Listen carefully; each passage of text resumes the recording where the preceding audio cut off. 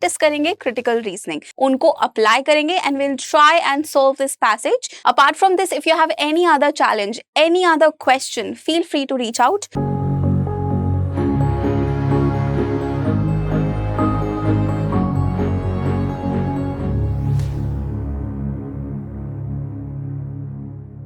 Hi everyone, welcome to study IQ. मेरा नाम है जैस्मीन और हर रोज की तरह आज भी हम साथ में मिलकर प्रैक्टिस करेंगे क्रिटिकल रीजनिंग. क्रिटिकल रीजनिंग हर उस कम्पिटिटिव एग्जाम के लिए जो आप प्रिपेयर कर रहे हैं अगर आप एक लॉ एस्पिरेंट है तो. हम इस वीडियो में हमारे सारे बेसिक्स जो भी हमने इस वीडियो सीरीज में कवर करे हैं आज तक उनको अप्लाई करेंगे and will try and solve this passage together. अगर आप ऐसे और रिसोर्सेज ढूंढ रहे हो, you can join us on our Telegram channel. वहां पर आपको आसानी से ये मिल जाएंगे. Apart from this, if you have any other challenge, any other question, feel free to reach out. And these are my social media handles जहाँ पर आप मुझे मैसेज कर सकते हैं. अगर आप ढूंढ रहे हैं वन स्टॉप सोल्यूशन अपनी पूरी प्रेपरेशन का, तो आपको मिल जाएगा हमारे पेड बैच में. आपको वहाँ पर सारी मेंटोरशिप और सारे रिसोर्सेज जो भी आपको चाहिए कम्पिटिटिव एग्जाम को क्रैक करने में, चाहे वो क्लैट हो, एलेट हो, एलसेट हो या कोई भी और लॉ एंट्रेंस टेस्ट हो, तो आप हमें यहाँ पर ज्वाइन कर सकते हैं. Without further do, let's hop on to the passage. अब ये वो पैसेज है जिसकी मैं बात कर रही हूँ.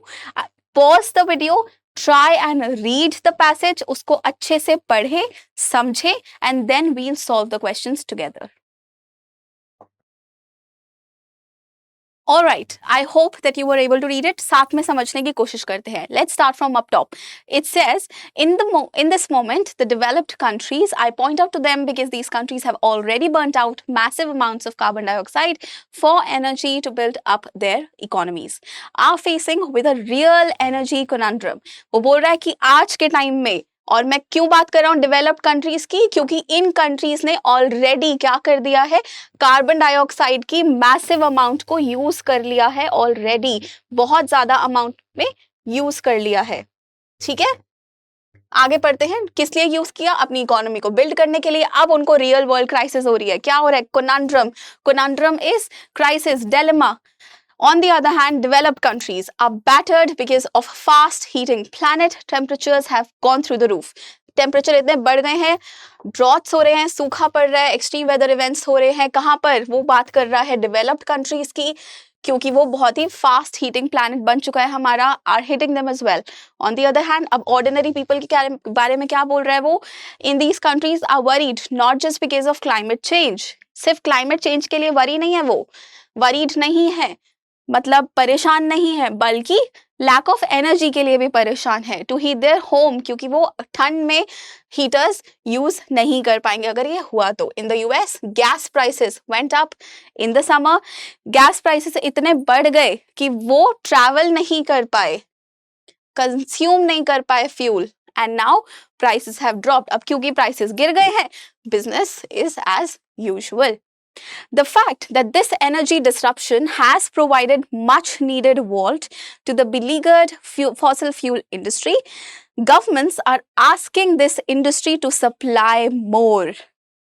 Governments क्या बोल रही हैं कि क्योंकि ये disruption हो चुका है, अब आप हमारे को और सप्लाई दोगे. Europe has baptized natural gas a fossil fuel less pollution than coal, but still a major emitter of carbon dioxide. Europe ने लिया तो इनिशिएटिव, लेकिन वो अभी भी मेजर एमिटर है किसका? कार्बन डाइऑक्साइड का. Clean. The US has passed what? एक क्लाइमेट बिल पास करा US ने, which will invest in renewable but conditional to increased spends on oil. Oil में प्राइसेस का इंक्रीज होगा. Gas opening up millions of hectares of federal land for drilling. Through this bill, the US will do more than ever to build a manufacturing base. वो ये सब क्यों कर रहा है? इस बिल को पास किया है, इन्वेस्ट किया है रेन्यूएबल एनर्जी में, फेडरल लैंड में ड्रिल करेंगे. क्या करेंगे? किस लिए? किस चीज को बढ़ाने के लिए? मैन्युफैक्चरिंग बेस को बनाने के लिए, रेन्यूएबल एनर्जी के लिए, particularly solar. Europe, even in these desperate scramble for gas, is working to ramp up this investment. इतना ज़्यादा struggle कर रहे हैं हम already, लेकिन अभी भी वो ramp up कर रहे हैं, मतलब increase कर रहा है किस चीज़ को, investment को. So it is the worst of all times. It could be the best of times, but there are some caveats. One, सब caveats मतलब कुछ इसके cons हो सकते हैं. One, this renewed interest in fossil fuel must remain temporary and transient. Given the nature of economies, since the investment has been made in the new infrastructure, supply of fossil fuel has increased. It will now be difficult to wean off. मतलब अगर एक बार आदत पड़ गई तो we'll not be able to wean off, उसको छोड़ नहीं पाएंगे हम. Two, these countries should not be entitled to use more fossil fuel. इनको क्यों leverage दें हम, क्यों ये ज़्यादा यूज़ करें. In our world of shrunk carbon budgets, हमारे पास limited carbon budget है world का, तो इन countries में ज़्यादा क्यों. They need to reduce emission drastically and leave whatever little carbon budget space that is remained to poorer countries. अब ये तो developed countries की बात हो गई, US, यूरोप, लेकिन उनको अपने इस consumption को reduce करना पड़ेगा to leave the carbon budget for other countries जो क्या है, developing, poor है. Let's move on and check out the question. अब इस पूरे पैसेज में हमने देखा कि क्या किस बारे में बात हुई है, रेन्यूएबल एनर्जी के बारे में बात हुई है, किसी बिल के बारे में बात हुई है. हमने उन सबको क्या कर लिया था, अभी मार्क कर लिया था, तो हमें पॉइंटर्स याद है. अब हमें क्या पढ़ना है, क्वेश्चन में वो पूछ रहा है which of the following is the author most likely to agree with. Quickly read the options and see which of these options will the author most agree with. किस चीज से वो agree करेगा. Quickly read the options and we'll answer this together. All right, let's read the options. सबसे पहले वो कह रहा है people in the US are not worried. वो climate change से परेशान नहीं है, लेकिन ऐसा यहाँ पर बिल्कुल भी नहीं है. यहाँ पर हमने क्या पढ़ा था कि कुछ लोग इतने ज़्यादा परेशान हैं कि वो अपने houses को heat कैसे करेंगे, right? Ordinary people in these countries are worried. So we can't say that they are not worried. People in the US are worried about climate change, yes, and these concerns affect their energy consumption habits, yes. उन्होंने क्या बोला कि यहाँ पर इतने ज़्यादा gas के prices बढ़ गए थे कि उन्होंने ट्रैवल ही नहीं करा, तो उनकी हैबिट क्या हो गई, चेंज हो गई, करेक्ट. इसलिए ये ऑप्शन हमारा हो सकता है. But just to be sure, let's look at the other two as well. Climate change has resulted in increase of energy prices across the world. As a result, government have had to invest newer resources of energy in the renewable energy. Changes in the energy consumption habits of people in the US affected more than concerns in climate change. So, हमारा option क्या होगा? People in the US are worried about climate change and these concerns affect their energy consumption habit more than anything else. That's something the author will most likely to be agree with. Next question हमसे क्या पूछ रहा है वो, which of the following is most similar to author's statements about developed countries' renewed interest in fossil fuel? Most similar statement, same statement पूछ रहा है. Read the options, we'll answer it together. Alright, first option वो कह रहा है developed countries should not under any circumstance invest any resources in fossil fuel energy. ऐसा तो वो बिल्कुल नहीं कह रहा. वो कह रहा है इन्वेस्टमेंट तो हमने क्या कर दिया, रैंप अप कर दिया, बढ़ा दिया. हमने यहाँ पर पढ़ा था, राइट. क्लाइमेट बिल आया, मेजर एमिटर है, more than ever ramp up it's investment, वो तो बढ़ा रहे हैं. Things could improve if developed countries recognize the difficulty of moving away from reliance on such sources of energy and make a conscious effort to move in alternate sources. अब यही तो वो कर रहे हैं, investment in renewable power.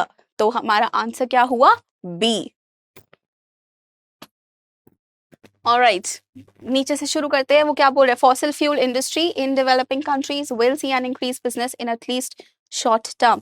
ऐसा उसने बोला है कि डेवलप कंट्रीज में इंक्रीज होगा बिजनेस का शॉर्ट टर्म में. ऐसा उसने कहीं पर भी लिखा नहीं है explicitly. Passing the bill in the US is a huge effort. It would not have been possible to pass the new bill unless current energy crisis has compelled the lawmakers. उसने lawmakers के बारे में कोई बात नहीं करी है. So this can't be our answer.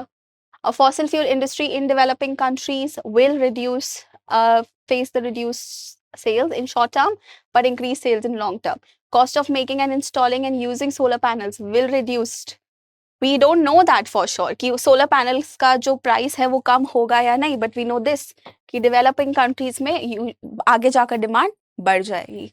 Let's understand this question. वो क्या पूछ रहा है हमसे? Which of the following if true will weaken the author's argument. Weak कर देगा ऑथर के आर्ग्यूमेंट को. केयरफुली रीड करना ये सारे 4 options and let's see what the answer is.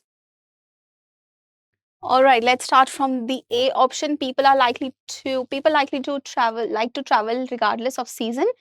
Only thing that would prevent them from traveling at any cost of the year would be high costs. क्या ऐसा उसने बोला है कि लोग सिर्फ तभी ट्रैवल नहीं करेंगे जब उनकी कॉस्ट हाई होगी? नहीं. Airline raised the ticket prices. अगर हम इसको सच मान लेंगे तो हमारा आर्ग्यूमेंट क्या हो जाएगा? स्ट्रॉन्ग या वीक? हमारा आर्ग्यूमेंट वीक कब होता है? हमारा आर्ग्यूमेंट वीक तब होता है जब हम हमारे ऑथर से ऑपोजिट ऑप्शन को चूज करते हैं. रीड करते हैं हमारा next option. Airlines ticket raised the prices in response to increase in fuel prices and therefore fewer people were able to buy tickets. तो वो भी तो यही कह रहा है कि कम लोग ट्रैवल कर रहे थे, तो ये ऑप्शन हमारा नहीं हो सकता. Strict lockdowns were imposed in the US in summer because of which people travel less. Further temperatures were moderate. क्या ऐसा था कि टेम्परेचर मॉडरेट थे and they had to use less fuel to heat their warm homes. ऐसा लिखा है क्या कहीं पर भी कि उन्होंने कम इसलिए ट्रैवल करा क्योंकि people in the US because of strict lockdown हो गए थे और टेम्परेचर मॉडरेट था? नहीं, उसने तो बोला टेम्परेचर इतना हाई था और फ्यूल प्राइसेस बढ़ गए थे, राइट? इसलिए हमारा आर्ग्यूमेंट स्ट्रॉन्ग कब होगा, वीक कब होगा? जब हम इनमें से कौन सी स्टेटमेंट को सच मान लेंगे. तो मतलब हमें उससे क्या स्टेटमेंट ढूंढनी है? ऑपोजिट स्टेटमेंट ढूंढनी है. Widespread geopolitical tensions in the first half of the year meant that fuel prices were at all-time high in summer, but prices have now somewhat eased out, making the fuel more affordable. तो उसने भी तो यही बोला कि अब क्या हो गया? Now business is as usual. You remember उसने क्या लिखा था? Business is as usual. तो ये भी सेम है, हमारे आर्ग्यूमेंट को वीक नहीं कर रहा है. Alright, let's see वो क्या पूछ रहा है हमसे. वो पूछ रहा है which of the following if true would resolve the conundrum of author says developed countries face now. आपको याद है यहाँ पे conundrum बोला था at the beginning. किस बारे में बोला था उसने? कि carbon dioxide for energy to build their economies are faced with a real energy conundrum. क्या थी वो conundrum? क्योंकि उन्होंने बहुत ज़्यादा massive amount of carbon dioxide already use कर लिया है.